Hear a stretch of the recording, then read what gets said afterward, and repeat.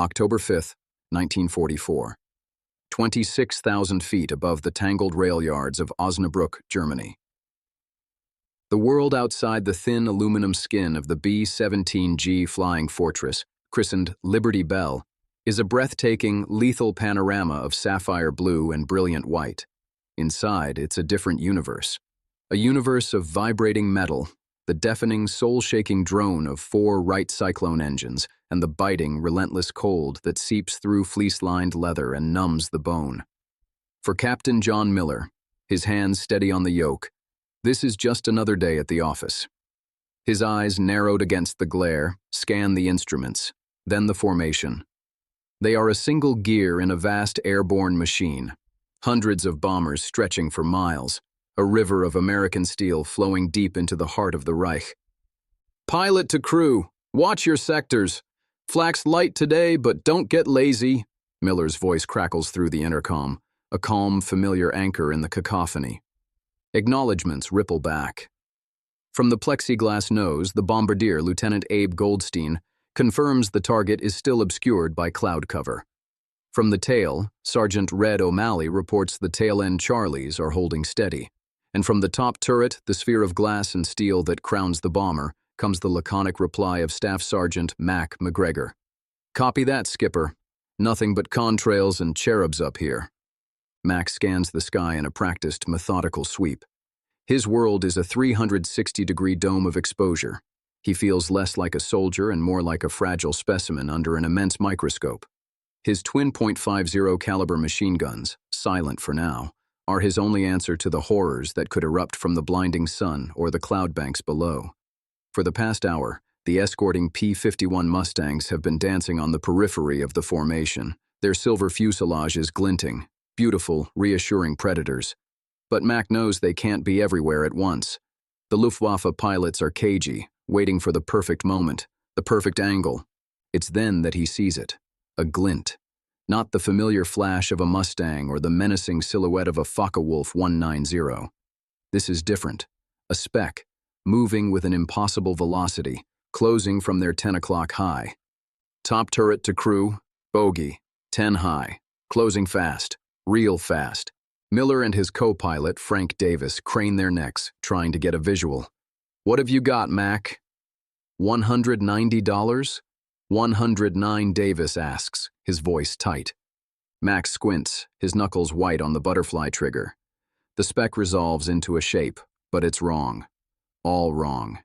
It's sleek, shaped like a shark, with wings swept back at a subtle, predatory angle. But the most jarring detail is what isn't there. No churning, synchronized disc of a propeller at the front. Nothing. Just a smooth, needle-like nose. And it isn't making the familiar, angry buzz of a piston engine. Instead, a faint, high-pitched hiss cuts through the drone of their own engines, like a tearing sheet of silk. "Skipper, I don't know what the hell this thing is." Mac's voice is strained, a thread of disbelief woven through the urgency. It ain't got a prop. Looks like a goddamn rocket ship, banking in for a pass." On the intercom, a nervous laugh from Russo in the waist. "A what? Mac, you been hitting the oxygen bottle too hard?" But Miller sees it now, a fleeting gray dart streaking past the lead squadron. "I see him." "Holy." His sentence is cut short by the sheer, bewildering speed of the object. The German fighters they've trained to identify, to lead, to fire at, move at comprehensible speeds. You could track them, anticipate their moves. This thing moves as if the laws of physics are merely a polite suggestion. It flashes past a neighboring B-17, so fast that the gunners barely have time to traverse their weapons. "He's through the formation," yells Davis. "No one even got a shot off." Mac swivels his turret, trying to track the Phantom. It's useless. In the time it would take a Focke-Wulf to complete a shallow turn, this bizarre craft has already pulled into a blistering vertical climb, vanishing back into the sun's glare as if it was never there. A stunned silence descends over the intercom, broken only by the steady roar of the cyclones. They are all alive. No one was hit. But they are profoundly, deeply shaken. It was like seeing a ghost from the future. "Pilot to crew," Miller says, his voice low and steady, betraying none of the shock he feels. Report. Did anyone get a positive ID on that aircraft? The replies are a chorus of confusion. Negative, Skipper. Looked like a glider on fire. Never seen anything like it. Mac leans back from his gun sight, his breath fogging the cold plexiglass. He's seen men die. He's seen planes tear apart in midair. He's seen the blood-red blossoms of flak shells walk right up to his window. None of it had felt as fundamentally wrong as what he just witnessed. An airplane with no propeller, moving faster than anything, had a right to move. It was impossible. It was alien, and it was real. Down below, the bombs would still fall on Osnabrück. But up here, at 26,000 feet, the nature of the war had just changed forever. The hours after landing back at RAF Thorpe Abbotts in Norfolk were a blur of routine that felt anything but normal. The jarring thump of the wheels on the runway, the whine of the hydraulics, the blessed silence when the engines finally coughed to a stop, all of it was overlaid with the ghostly image of the propellerless fighter. As the crew of the Liberty Bell piled out onto the hard stand, stiff and exhausted, the usual post-mission banter was absent. They were haunted.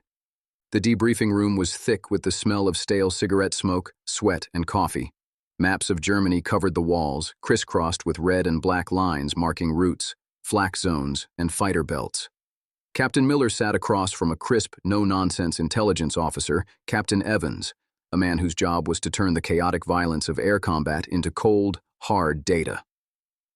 "So, let's go over it one more time, Captain Miller," Evans said, tapping his pen on a fresh report form. "You're claiming you saw a single-engine enemy aircraft with no visible means of propulsion." "That's not what I'm claiming, Captain," Miller corrected, his voice flat with fatigue. "It's what we saw. All 10 of us. It came through the formation at a speed I can't even estimate. 5, maybe 600 miles per hour. It was gone before our gunners could even get a bead on it." Evans sighed, the picture of practiced skepticism. He'd heard it all before, pilots, jacked up on adrenaline and oxygen, seeing ghosts in the sun. And the description? Sergeant McGregor, seated next to his pilot, leaned forward. "Sir, I had the clearest view from the top turret. It was shaped like a dart, wings swept back, no propeller. And it didn't roar, it hissed, like a giant gas torch. There were 2 streams of what looked like smoke or flame coming from under the wings." Evans made a note. "Flames? So, a rocket then. We have intelligence on the Messerschmitt 163 Comet.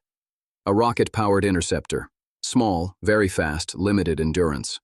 Does that sound right?" Miller shook his head. "No, sir. This wasn't a comet. We've seen the recognition cards. The Comet is stubby, almost tailless.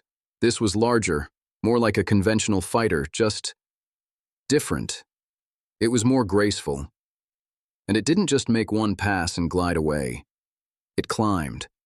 It climbed like it was being pulled up by a string, right back into the sun." The intelligence officer leaned back, his expression unreadable. "Captain, with respect, the physics of what you're describing are problematic. An aircraft of that size and speed without a propeller would require a power plant technology we have no intelligence on. It's more likely a trick of the light, atmospheric distortion at altitude, or a misidentification of the comet." The dismissal was polite, professional, and absolute. The crew of the Liberty Bell left the debriefing room feeling a mix of frustration and a strange sense of isolation. Had they all shared a hallucination? But as they filtered into the mess hall for a late meal, they began to hear it. Whispers, fragments of conversation from other crews, other squadrons that had been on the same raid. A tail gunner from the 95th Bomb Group talking about a whistling devil that shot past him so fast his tracers looked like they were standing still. A pilot from the 391st describing a silver fish that flew through his squadron without firing a shot, as if it were just observing them. The descriptions were all slightly different, warped by speed and shock, but they shared the same core elements: unbelievable velocity and the surreal absence of a propeller. The rumors gave the Phantom a name. The men started calling it the gas job, the blowtorch fighter. It was spoken of in hushed tones, a boogeyman story told by men who had already seen too many real monsters. For the high command, these scattered, seemingly incredible reports were a nuisance, easily filed away as combat fatigue. But for the men flying the missions, the fear was tangible. The Germans had something new, something that defied everything they knew about aerial warfare, and no one in charge seemed to believe them. Back in the debriefing hut, long after the air crews had departed for their bunks, Captain Evans stared at the report from Miller's crew. He walked over to a locked filing cabinet, opened it, and pulled out a folder. Its label was simple: Project Swallow. Inside were nearly a dozen similar reports from the past few weeks, filed by bomber crews and even a few high-flying reconnaissance pilots. All of them described an impossibly fast, propellerless aircraft. He placed Miller's report on top of the pile. The official position was skepticism. The private reality was a growing, gnawing dread. The whispers were becoming a chorus. November 2nd, 1944. 30,000 feet over the Mersburg oil refineries. For Major James Jimmy Redding of the 357 Fighter Group, the sky was his kingdom. Strapped into the cockpit of his P-51 Mustang, My Darling Donna, he was the apex predator of this high-altitude battleground. His eyes, honed by over 100 missions, scanned the vast blue emptiness, watching over the lumbering formations of B-17s below. They were the flock, he was the shepherd, and his pack of Mustangs were the sheepdogs, tasked with fending off the German wolves. It was a role they excelled at. The P-51, with its magnificent Rolls-Royce Merlin engine, could outclimb, outturn, and outrun anything the Luftwaffe had ever thrown at them. Like every other pilot, Redding had heard the bizarre ghost stories coming from the bomber crews in the mess halls. Propellerless fighters, silent killers, impossible speeds. He and his fellow Mustang jocks had mostly scoffed at it. Heavy breathing at altitude, they called it. The big friends are seeing things. They were the hunters. They knew what was in the sky. If something new was up here, they'd be the first to know and the first to kill it. Eagle leader to flight, bandits 1 o'clock low, climbing to engage the bombers. Redding's voice was calm, clipped, professional. Below, he saw them. A swarm of a dozen Focke-Wulf 190s, clawing for altitude, hoping to catch the bombers before the escort could intervene. It was a classic playbook attack. "All right, boys, let's go to work," Redding said, rolling his Mustang onto its port wing. "Eagle flight, follow me down." The Merlin engine screamed as he pushed the throttle forward, the P-51 plunging from the heavens like a silver hawk. This was the moment he lived for. The geometry of the attack was already forming in his mind, the trigonometry of death. He picked out the leader of the German formation, lining him up in the crosshairs of his gyroscopic gun sight. His thumb hovered over the trigger. Then the radio exploded with a voice he didn't recognize, laced with pure panic. It was from one of the bomber's intercoms, bleeding onto the shared frequency. "Christ, what is that? They're coming from above! Above us!" Redding snapped his head up. High above his own diving formation, 4 contrails, perfectly straight and impossibly fast, were descending on the B-17s. They weren't arcing like diving fighters. They were plummeting like meteors. They closed the 10,000-foot altitude gap in seconds. Before Redding's brain could even process the attack angle, the lead Phantom opened fire. It wasn't the familiar chatter of machine guns. It was a deep, rhythmic thump, thump, thump, thump, like a giant hammering on a steel door. Large, bright orange shells, looking like glowing golf balls, streaked across the sky and slammed into the wing root of a B-17. The bomber didn't just catch fire or trail smoke. It detonated. One moment, it was a 4-engine aircraft. The next, it was a roiling black and orange fireball, the pieces of it tumbling down through the formation. "Break! Break! It's the jets!" a voice screamed over the radio. Redding abandoned his attack on the Focke-Wulfs, yanking his Mustang into a gut-wrenching climb to intercept this new, horrific threat. The jets, having annihilated their first target, ignored the other bombers and sliced through the sky with an otherworldly grace, their speed making a mockery of the air itself. One of them, its shark-like profile now terrifyingly clear, pulled up from its dive, effortlessly converting its speed into a vertical climb that Redding knew his Mustang could never hope to match. For a fleeting moment, the German jet pilot seemed to hang there, presenting his belly to Redding's gun sight from thousands of feet away. It was a shot no piston engine pilot would ever take, a shot from another dimension. Redding squeezed the trigger, sending a hopeful stream of .50 caliber tracers clawing across the distance.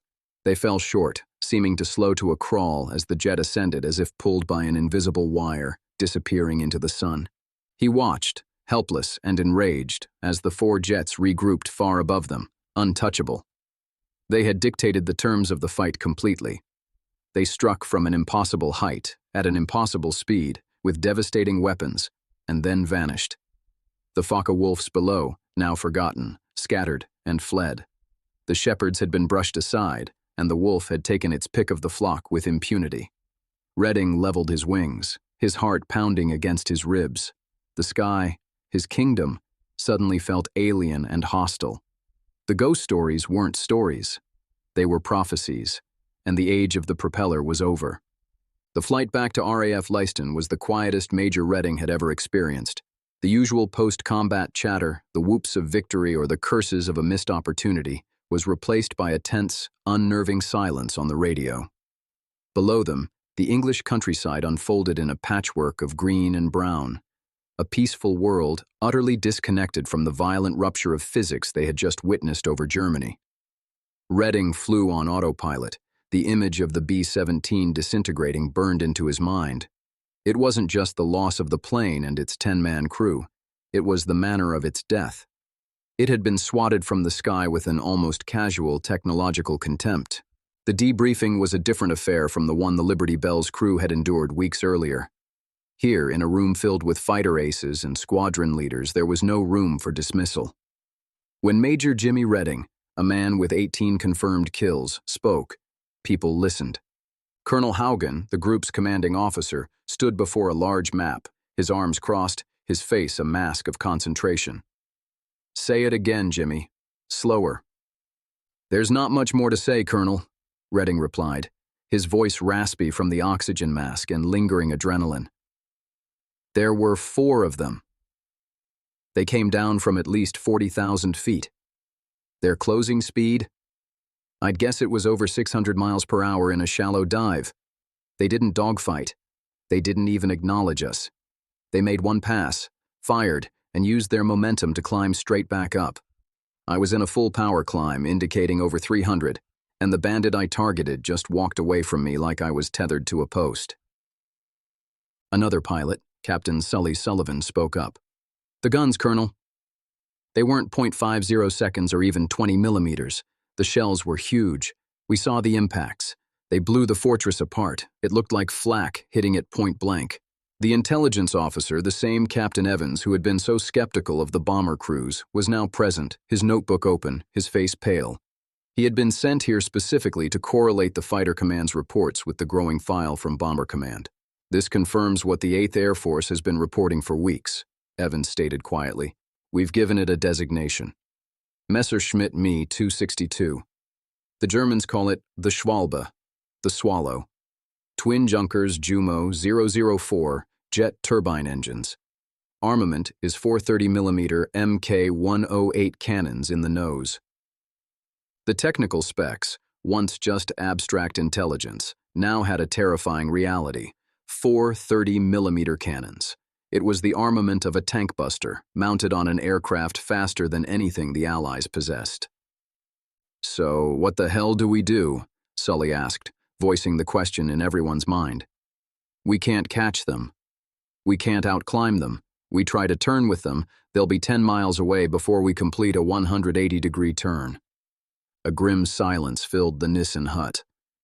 The P-51 Mustang, the undisputed king of the skies for the past year, had been rendered technologically second-rate in the space of a single afternoon. It was a psychological blow as potent as any physical weapon. Redding, staring at the map, finally spoke, his mind replaying the engagement, searching for a flaw, a moment of weakness. "They're fast in a straight line," he began, thinking aloud. "But what about when they aren't? They have to take off. They have to land. Those engines, they can't have the same throttle response as a Merlin. They can't just firewall it from low speed." Colonel Haugen's eyes lit up with a flicker of understanding. "You're talking about hitting them on the ground. Strafing their airfields. Or catching them in the landing pattern, Redding countered. They're vulnerable then. Low on fuel, low on speed, committed to the runway. That's when we become the wolves. We have to loiter, wait for them to come home to roost. It's dirty, but it's all we've got. Another idea began to form. And the head-on pass, Redding continued. It's the only time their speed doesn't matter. It becomes a simple equation of closing velocity. We'd have a split second to fire, but so would they. It's a game of chicken with a pilot firing cannons that can vaporize you. The room was quiet again, but the silence was different now. The shock was being replaced by a cold, deadly calculus. The rules of engagement had been torn up. A level fight was suicide. A tail chase was a fantasy. Their new doctrine would have to be written in the language of ambush, surprise, and head-on, nerve-shattering attacks. They would have to hunt the swallows in their nests or meet them in a fleeting, terrifying duel where the first to flinch would cease to exist. The shepherds had to learn a whole new, far more brutal way to protect their flock. February 1945, 2,000 feet above the frozen landscape near Parchim, Germany. The war had changed for Major Redding. The vast, high-altitude chessboard where he had once reigned was gone. Now, he was a creature of the low skies, a predator forced to become an ambusher. His squadron no longer flew proud and high alongside the big friends. Instead, they were rat catchers. Their new mission profile was a dangerous inversion of everything they had been trained for, to patrol known German jet bases at low altitude, hiding in the ground clutter, and pounce on the Me-262s during their most vulnerable moments, takeoff and landing. Flying at 2,000 feet deep inside Germany was a nerve-shredding experience. Every forest could hide a flak battery, every village a machine gun nest. The Merlin engine of My Darling Donna, once a comforting roar, now sounded like a dinner bell announcing their presence to the entire Third Reich.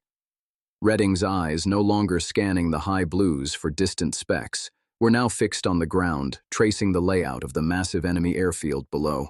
They had been circling for 20 minutes, a tense, looping vigil that stretched every man's nerves to the breaking point. "Eagle Leader, anything?"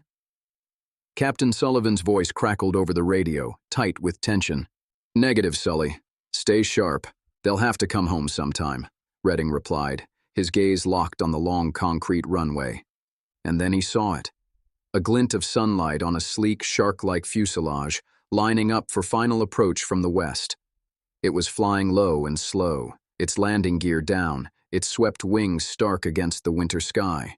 For the German pilot inside, this was the end of another successful mission, a moment of relief as he guided his revolutionary machine back to Earth. For Redding, it was the fleeting window of opportunity he had been risking everything for. "Tally-ho!" Single jet, on final approach. Redding's voice was electric. "Eagle Flight, follow me in! Weapons hot!" He pushed the stick forward, rolling his Mustang into a steep, merciless dive. The ground rushed up to meet him. This was the moment where the tables turned. Here, in the thick air of low altitude, with his target already decelerating, Redding's P-51 was once again the faster aircraft. The Predator had caught the scent of its prey. The German pilot must have seen them at the last second. The Me-262 suddenly wobbled, its nose lifting as the pilot desperately tried to pour power into the sluggish jet turbines to abort the landing. But it was far too late.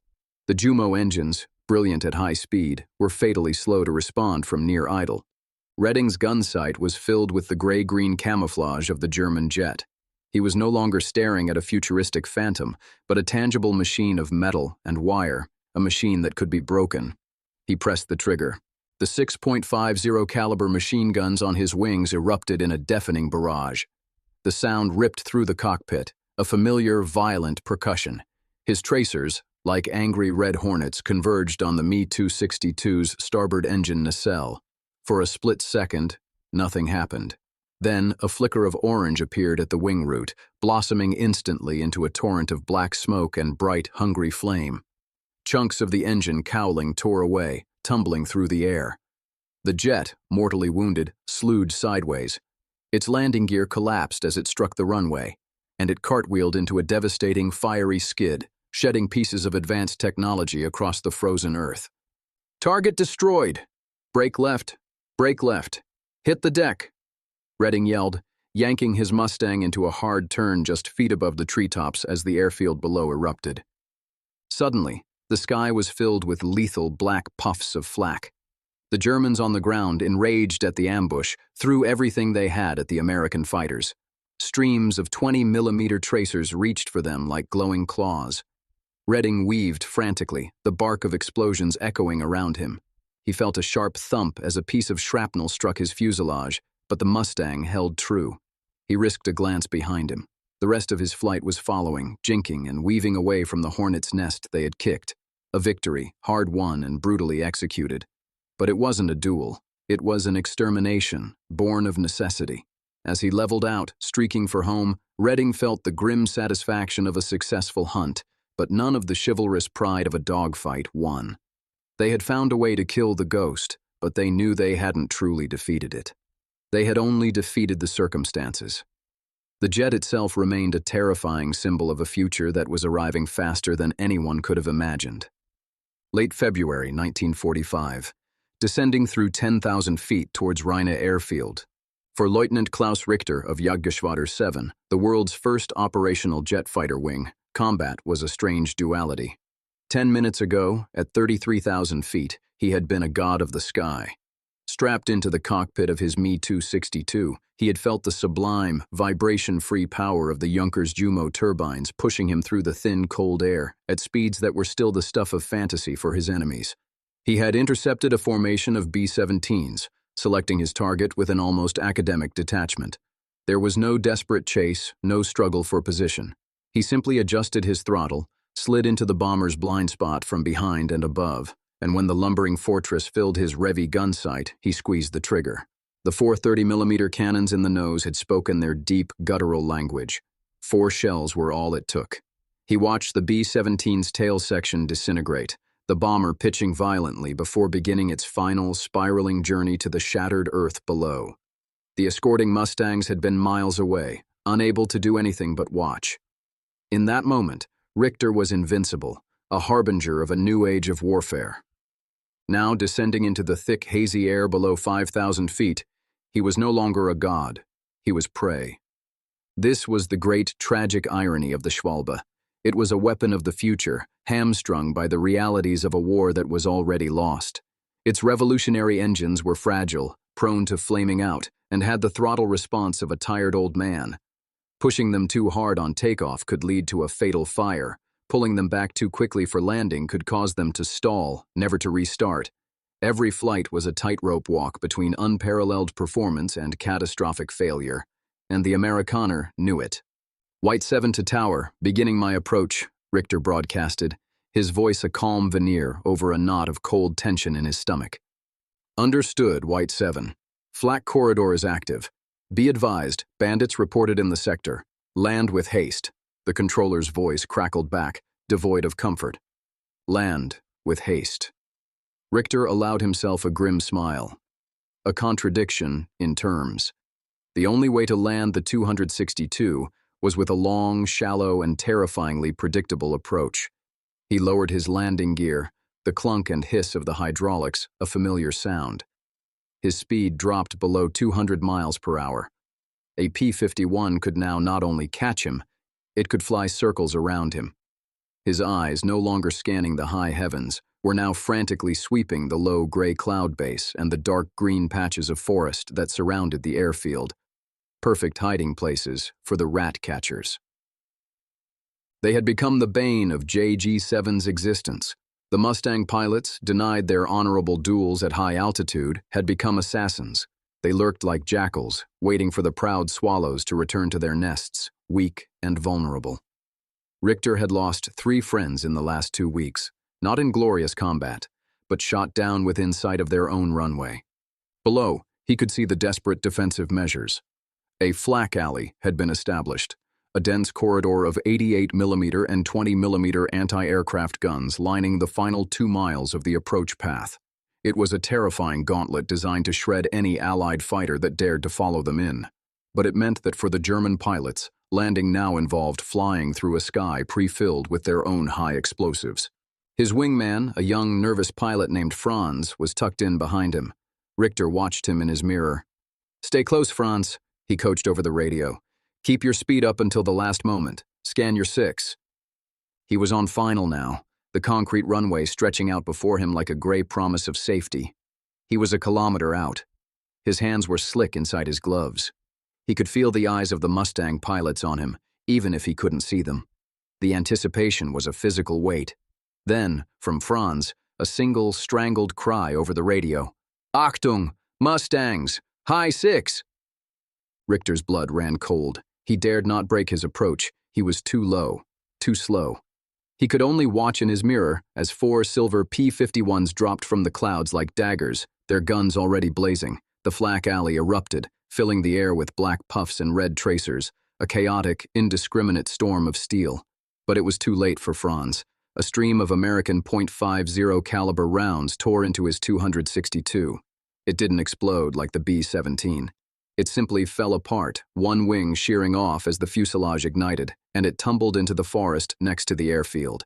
One moment, a futuristic fighter jet. The next, a pile of burning scrap. Richter's knuckles were white on the stick, his jaw clenched so hard it ached. He was home, but he had run a gauntlet that had claimed another of his own. April 10th, 1945. 25,000 feet above the skeletal, smoking ruins of what was once Berlin. The sky is no longer a kingdom to be contested. It is a conquered territory. Major Jimmy Redding, flying at the head of his squadron, is part of an immense aerial armada. Below him, the bomber streams are miles long, an unstoppable river of destruction flowing over the dying heart of the Third Reich. Above and around him, the air is thick with Allied fighters, P-51s, P-47s, Spitfires, a swarm so vast that the sun glints off 1,000 silver wings. They fly with the grim arrogance of absolute superiority. The once feared Luftwaffe is a shattered remnant, a ghost of its former self. And yet, the ghosts still have teeth. Bandits! 12 o'clock high! It's the jets! The call comes over the radio, still laced with a unique brand of urgency reserved for this single enemy. Redding looks up. A formation of 12 Me 262s is descending upon them, their straight, clean contrails a stark contrast to the swirling prop wash of the Allied planes. It is no longer a shocking, unbelievable sight. It is a known, calculated threat. There is no disbelief anymore, only a cold, immediate understanding of the violent mathematics of the next 30 seconds. The German jets don't attempt a swirling dogfight. That would be suicide. They are assassins, not brawlers. They dive through the top cover of Mustangs, ignoring them completely, their single-minded focus on the heavy bombers below. The air becomes a maelstrom of intersecting tracers. Redding watches as the jets, moving with that sickening, unnatural speed, make their single, devastating pass. He sees one B-17 on the edge of the formation simply cease to exist under a concentrated volley of 30mm cannon shells. Another trails a thick plume of black smoke, its fate sealed. And then, just as quickly as they arrived, the jets are gone, using their speed to climb away, untouchable. They have traded one of their own, a 262, hit by the concentrated defensive fire of the bombers, tumbles away trailing glycol and flame, for 2 4-engine bombers and 20 American airmen. A brutal but effective exchange rate. Redding doesn't even bother to give chase. He knows it's pointless. Instead, he watches them go, these sleek, beautiful killing machines. He thinks back to that first encounter just 5 months prior.